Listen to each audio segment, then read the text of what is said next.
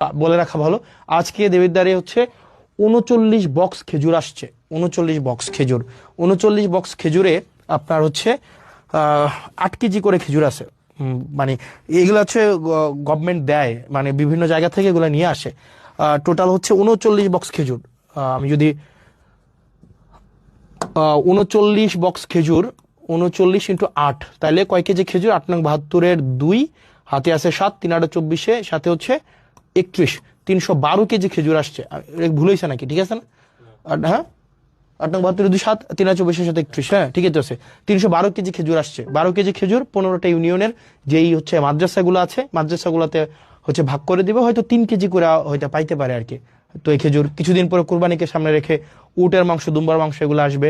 তো আমরা চাই প্রত্যেকটা মানে এক পয়সা যেন, যে জিনিসটা আপনারা যেন বুঝে পান, মানে এই জিনিসটা যেন হচ্ছে কোনো মধ্যস্বত্ব ভোগী ঢুকে বা চেয়ারম্যান মেম্বার নিজেদের মতো করে এটা যেন না করতে পারে।